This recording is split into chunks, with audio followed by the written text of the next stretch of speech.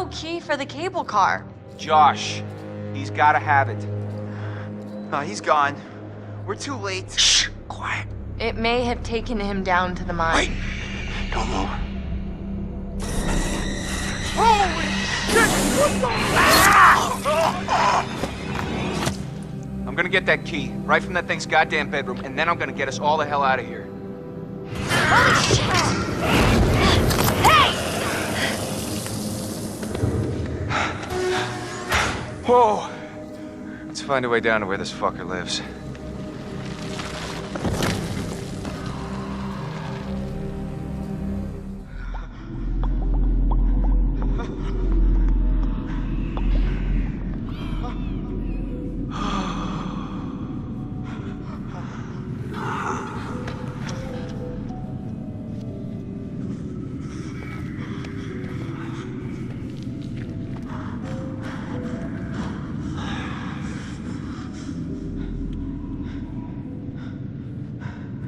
I wonder how much these sessions are of any help to you now.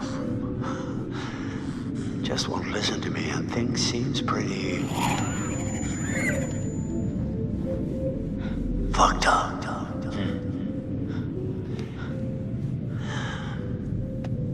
So I'm gonna leave you now, Josh. It's time you learn. There's more to be afraid of that can be dreamt up by the unhinged imagination of a self-indulgent, spoiled little brat. You had so many people who cared about you, who were willing to help, and at every turn you choose to push them away, and now you're all alone. Though by the sounds of things, you won't be alone for long. No, you won't be alone for long. Deep breaths, Josh. Deep breath.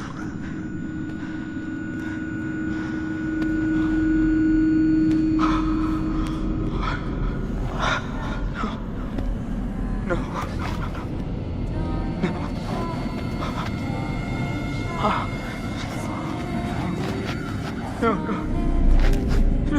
No, not again. Not again. Get away! Get away! Get away from me! No, you're dead! Sorry. You're dead! Shut up! No! You're dead! It's not ready. You manipulate. No. You are a coward. There, gun. Yeah, the one that's there, I love it. I don't take orders from you. You can't tell me what to do. You can't tell me what to do anymore. Time has run out for Josh. Okay. I trust you. I trust you. I trust you.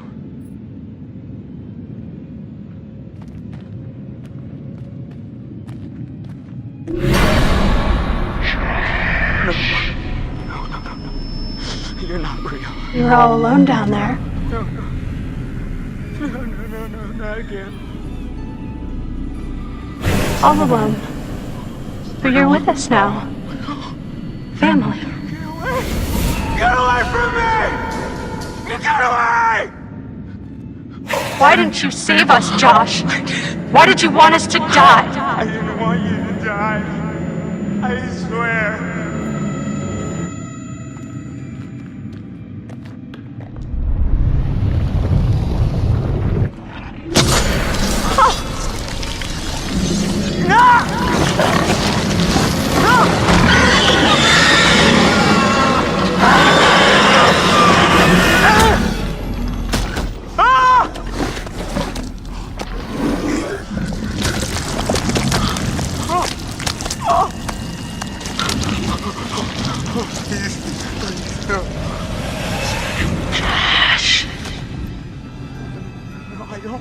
I don't take orders from you.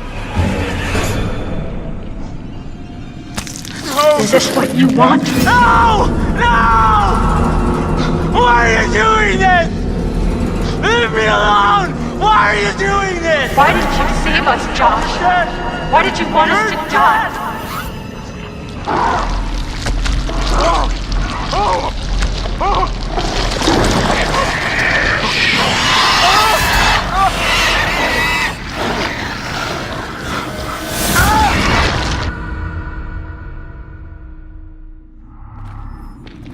hard to believe that thing used to be a person. Yeah. Maybe a minor. Maybe someone who worked in the sanatorium. There was so much weird shit happening up there that wouldn't even begin to surprise me. What kind of weird shit? Someone was capturing the wendigos. Had them all tied up in these restraints. I saw some real fucked up shit. Wow. I must have just let them all out when I blew the place up. Huh. Smooth move.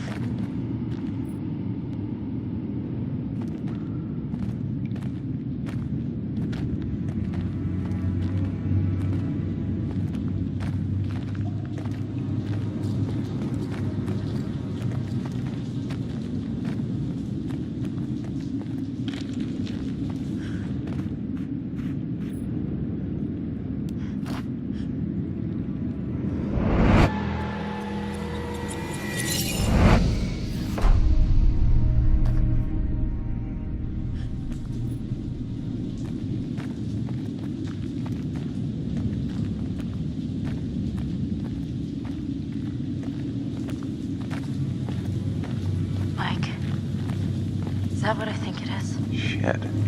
Looks like a grave.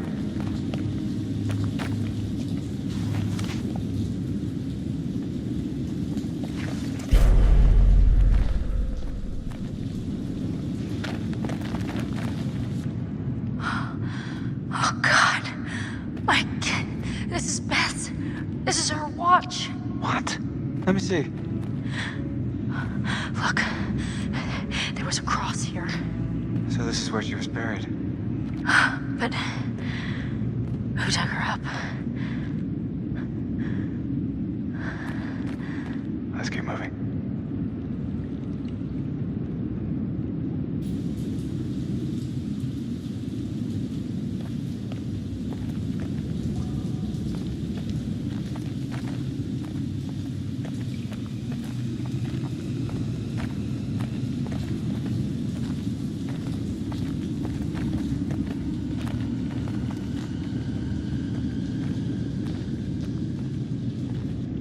Fine. I'm going in. Oh, come on, it's okay. You sure? I'm not dead yet. Famous last words. Oh, It's freezing. shit. I can't feel my fingers.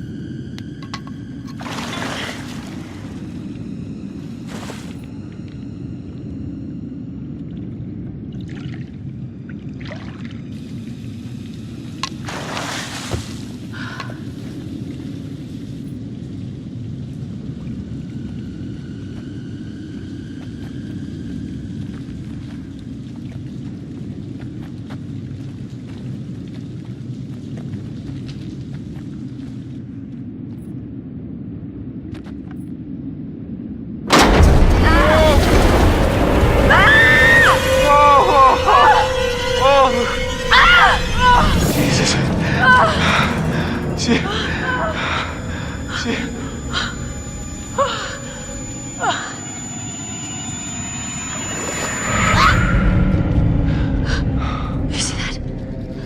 Yeah. Bodies. Yeah. Yeah, a lot of them. Oh my God. No! I'm gonna be sick. Wait, hold on. I think I saw something.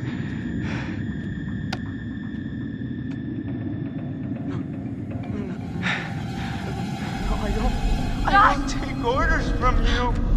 I don't take orders from you. You can't. Hey, Josh? You can't tell me what to do. You can't Josh? tell me what to do Buddy? anymore. You can't tell me what to do. Oh, okay. Okay. I trust you. I trust you. I trust you.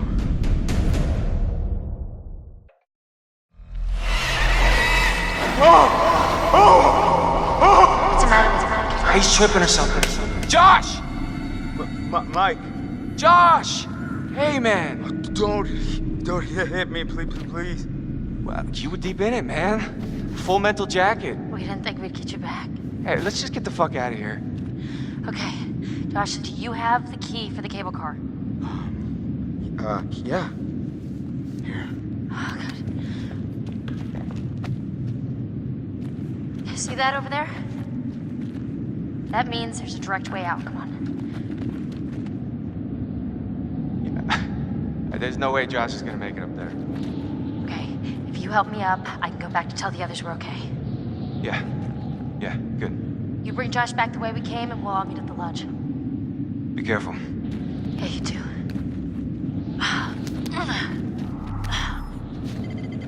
Alright, let's go, you fucked up son of a bitch.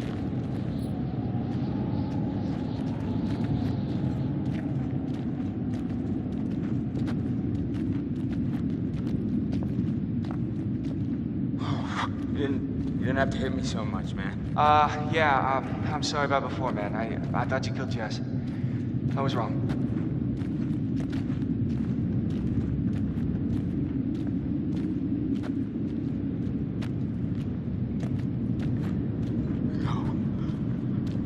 No.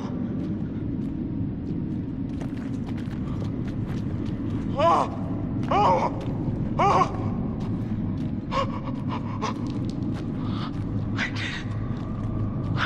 I didn't want you to die.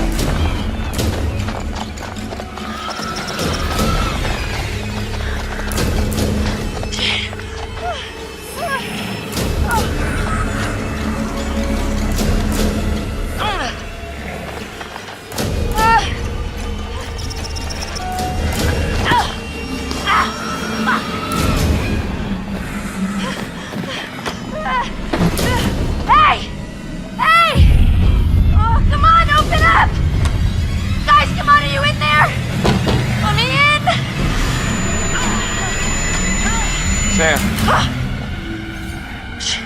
Mike. Oh, gosh. You look terrible. It'll look worse if we stay out here. Come on.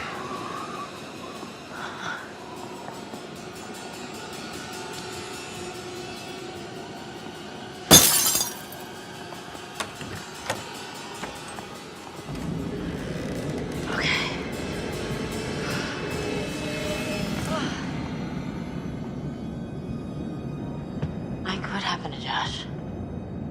You got him. God, what an awful way to go. Not good.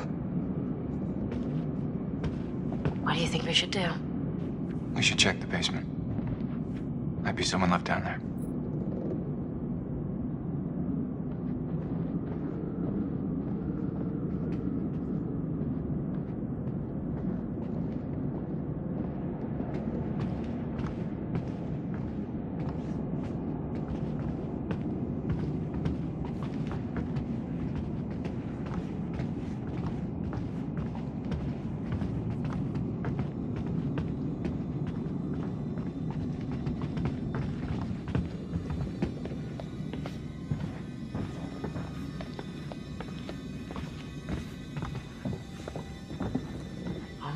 How do you rate our chances of survival?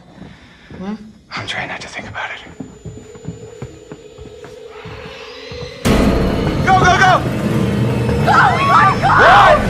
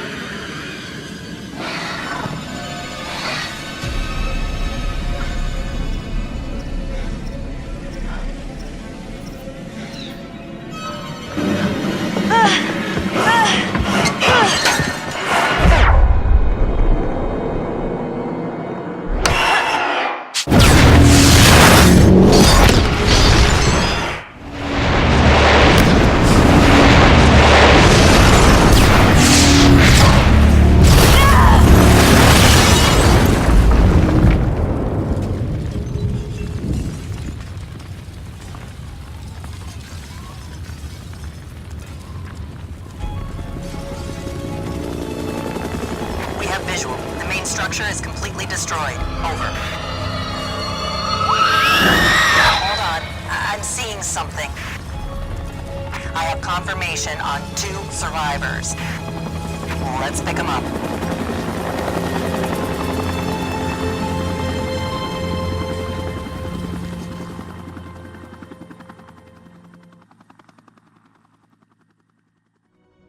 Fuck!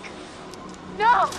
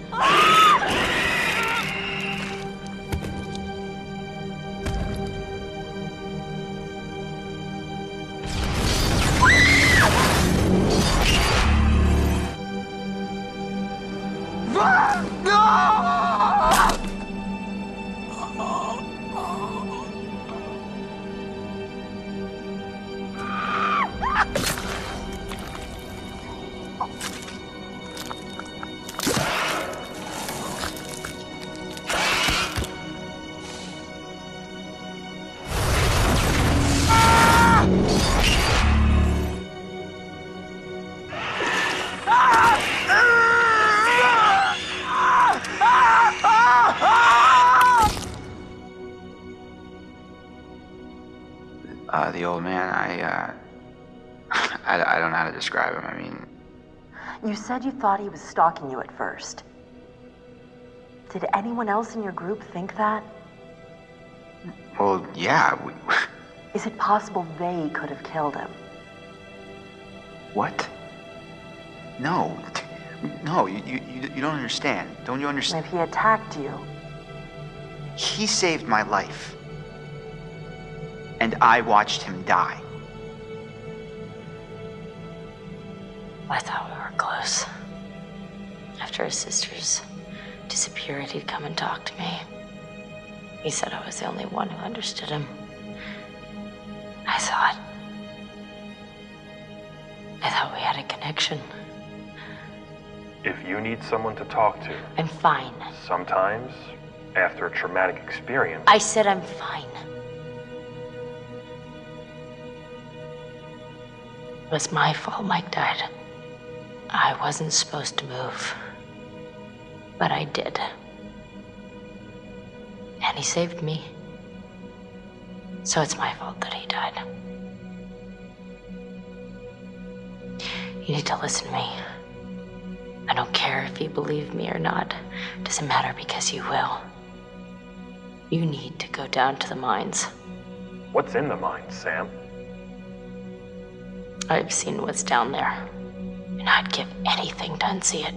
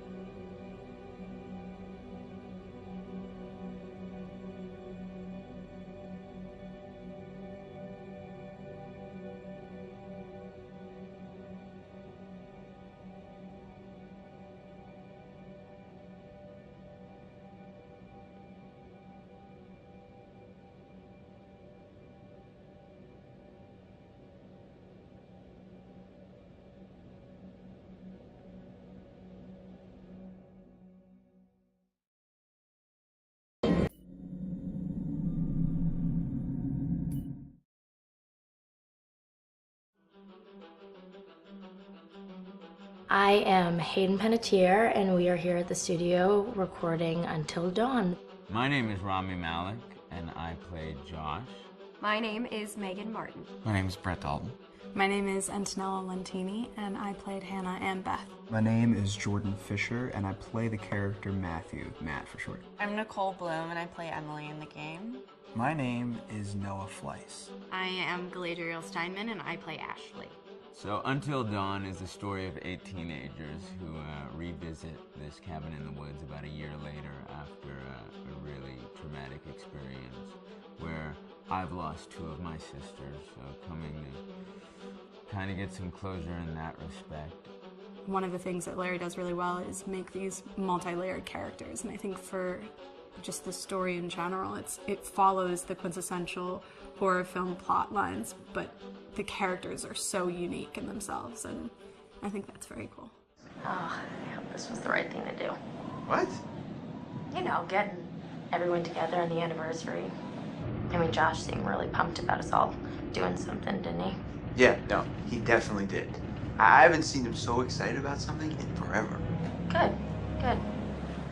Sam and I have a few things in common, such as being huge lovers of animals, and she's a huge animal lover. She's vegan. She is a pacifist. I'm not quite sure if I'm gonna go as far as saying that I'm a pacifist, but she's spunky and cool. I know that she, I think, is made fun of a little bit by the rest of them who think that her morals and her beliefs in that area are a little ridiculous and they don't agree with them, but she doesn't care. It doesn't stop her from being herself, and that's something that I hope I have in common with her. You know, he definitely can be depressed at some times and a bit of a loner, but he takes some solace in one of his sister's friends, Sam, played by Hayden Panettiere, and invites everybody back to the same house the next year to kind of find some closure. Jessica she has a whole lot of personality. She is definitely the sort of mean girl character that, you know, at school she knows she's pretty, she knows that boys like her, and she's gonna use it to her advantage. He's got a big heart, and you can tell that that's very evident, especially how he treats his girlfriend, Emily, and you know, he's kind of a meathead, but in the best way possible. She really knows what she wants, and she manages to get that from whomever it is, whether it be Matt or Mike. You know, she's really driven, and I can definitely relate to that. My character is Chris, and he is what society might consider the nerd of the group, and he kind of embraces it. Ashley she's a little more serious than some of the other girls. She's definitely very intelligent and thoughtful. She kind of looks at the whole big picture of things. She's not quite as geeky as Chris, but they connect in a lot of ways. Mike is like big guy on campus. He's the class president who has some charm and has brain, and I don't know, people seem to like Mike. He gets away with a lot though. He can be kind of jerky. The fact that he really just kind of wants everyone to be happy, and he's a people pleaser, and I can definitely attest to being, you know, that guy. I'm always the friend that wants everybody to be happy and wants everybody to be taken care of, and that's definitely Matt. But also, like, this character is just so fun. I rarely get to play the bitch, and so it was really fun to do that. The spirit of things, seriously, what's wrong with you? Just trying to lighten the mood, Em. Don't be like that. Like what? The way you're being, you always get like this. I just think this is just the coolest thing to be a part of, and I just think it's going to take the world by storm. I really do. I think this genre is the wave of the future, and I think that once people see the potential behind it, of getting to interact with the drama that you're witnessing unfold in such a realistic way, that this is how entertainment's going to be from now on.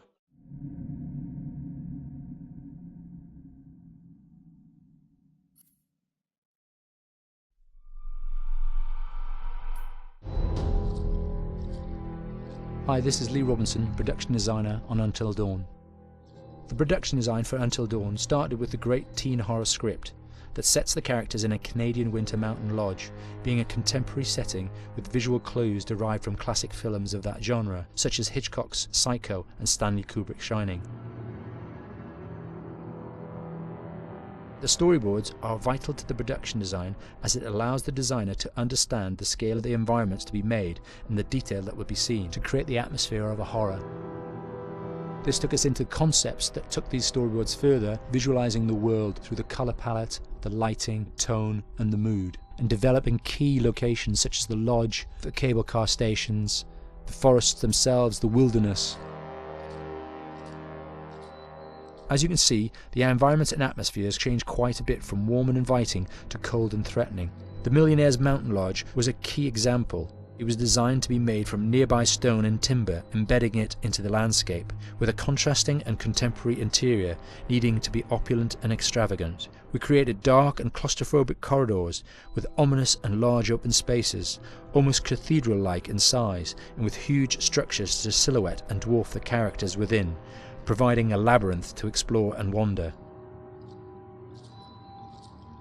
Each character was developed with a strong visual identity in mind, with contrasting colours, tones and silhouettes to identify them, each to have their own texture, pattern and shape, so that when they were lined up you could always identify them. The costume designs allowed a range of clothes that would suit them for the cold winter weather, but also have an element of style and individualism, so that the audience could look at them and relate, recognizing themselves within them. A lady would like to cuddle up with her man by a nice cozy fire bathed in atmospheric mood lighting. Right. It'll get plenty toasty once we're rubbing up against each other.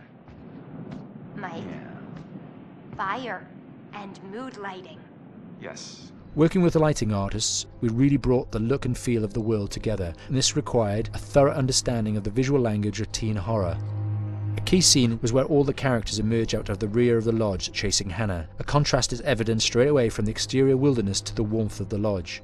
The attention to character lighting here is through the bounce and rim lighting, accented colours and composition, creating characters that come from the dark into the light and back again with an emotional effect.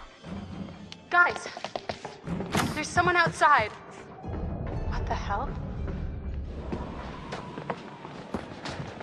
Hannah!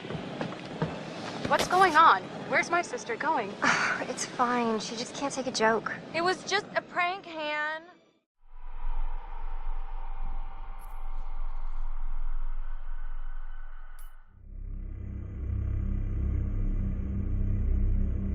Until Dawn is a game that's full of horror, and one of the things we decided to do early on was to take a scientific approach to how scary it was. So we did experiments on people and we measured their responses to the game. We've created a test area. It's as close to a home setup as we can get it. We've recruited ordinary people to play the game and we've left them to play it on their own. You're turning the light off.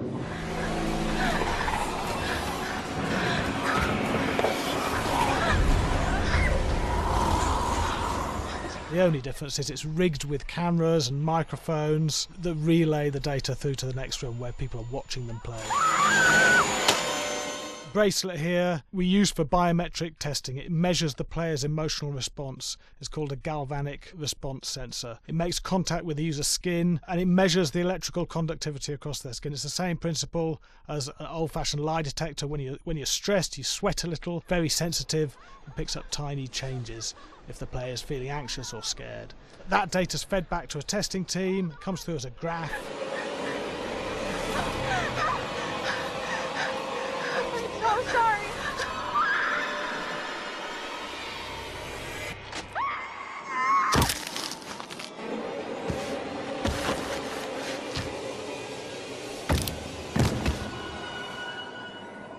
There's no point testing one or two people, you have to test a lot of people. Watch your step. When we have a scare that's consistently has a measurable emotional response, then we knew it was good. If it didn't have that, it goes back to the team for improvement. The data doesn't tell us what's wrong with the scare, it only tells us if it's working or not. Wait, okay, so you hear that too, right? Josh. Here we have a chapter relatively early in the game. Weirdly regular. nothing regular about it. We have to create tension and anxiety in the player so they are ready to receive the scare.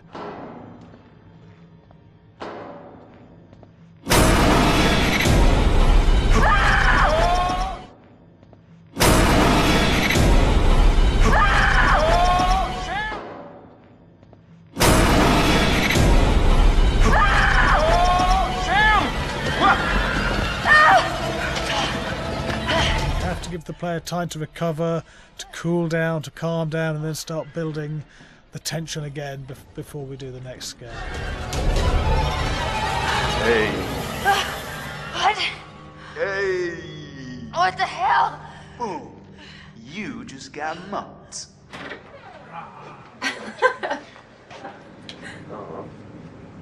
Yeah, I have such an adrenaline high from that game. There's two things we found. One is we could look at the scares, analyse if our expected scares were working effectively. Were people shrieking and covering their hands, or were they getting an emotional response from it? And being scientific about it means that we strip out people's opinions about whether things are working or not. We've got data, and we look at the data. If it's working, we're happy with it. Really scary. Bit scared and wanting to get away. I actually maybe a bit scared to play it on my own, but in a room with the lights on, yeah, with some other people as well, yeah, maybe. But because I'm a scaredy cat, I would play with someone in the room. And the lights on. It was one of the scariest games I've played in a long while.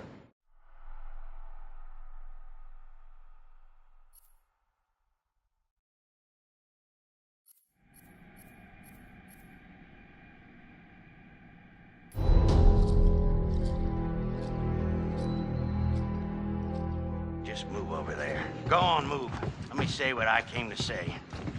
I'm here to tell you what you're up against being back on this mountain. You should never have returned.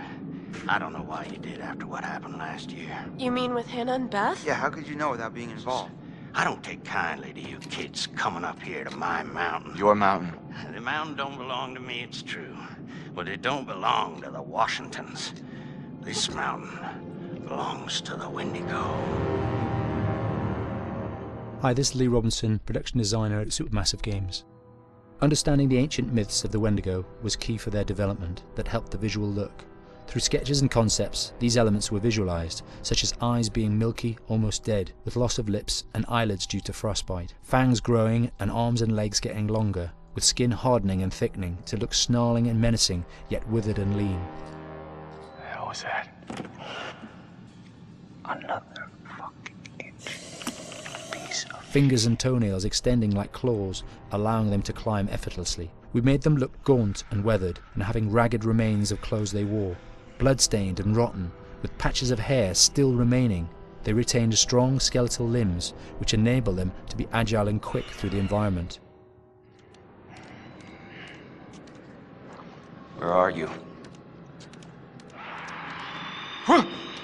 My name is Jamie Gallipo, animation director at Supermassive.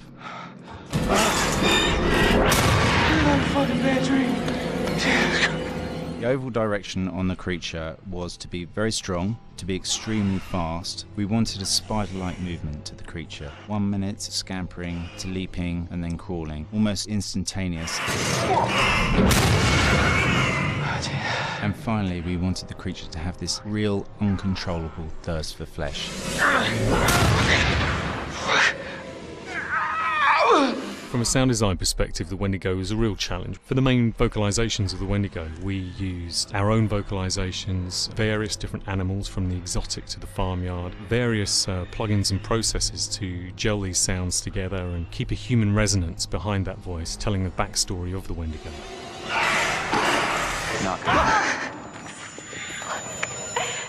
During the chase sequences, the anger of the Wendigo is felt by encircling breaths, screams and screeches that essentially chase you as you're being chased by the Wendigo.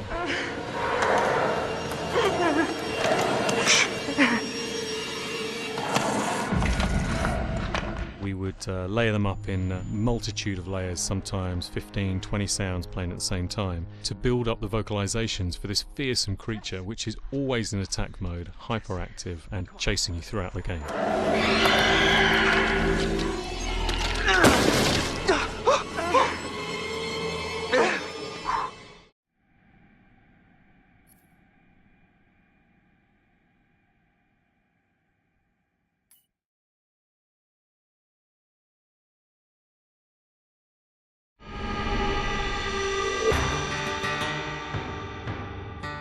America's North Woods border region.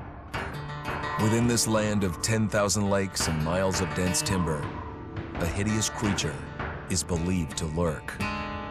The North Woods is probably one of the last frontiers in America. There's still a lot of places in this area that hasn't been set foot by man. Monsters and mysteries exist here because it is remote.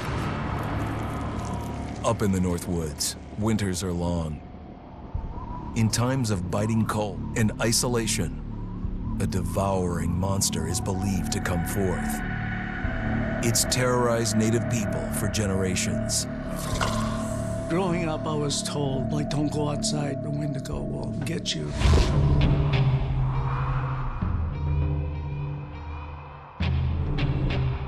Among the traditions of the northern Algonquin tribes is the wendigo, a monster that can seize hold of a person to carry out its hunger for human flesh. Many Native Americans fear even talking about this wendigo, and even the mention of the name will let the wendigo find out where you are, and it will open you up to be possessed by this wendigo. The most famous case of a wendigo possession took place in 1879 in the deep woods outside of Edmonton, Alberta. Swift Runner, a Cree Indian, was a trapper and a guide. He had left town the previous autumn with his wife, 6 children, and his mother. But when Swift Runner returned in spring, he was alone.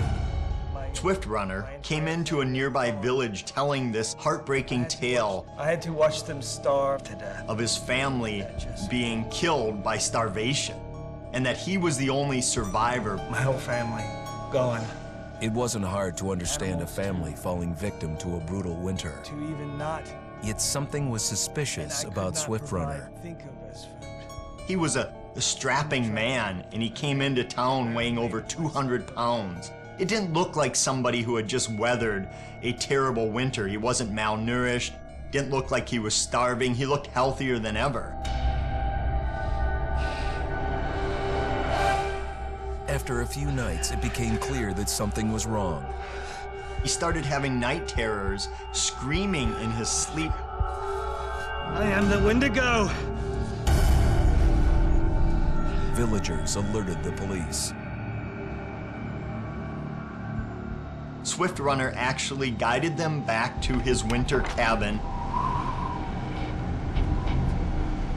When they got there, that's when they saw the true horror.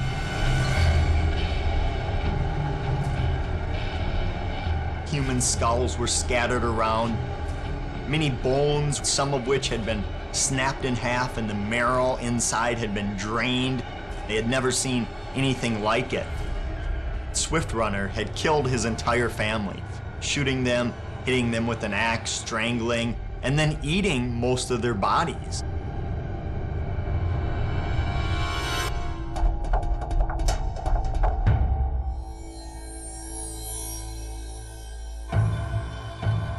Right up until the moment the noose was on his neck, Swift Runner swore the evil spirit of the wendigo had possessed him and twisted him into a cannibal killer. When he was on the gallows, Swift Runner himself said, "I am no longer a man.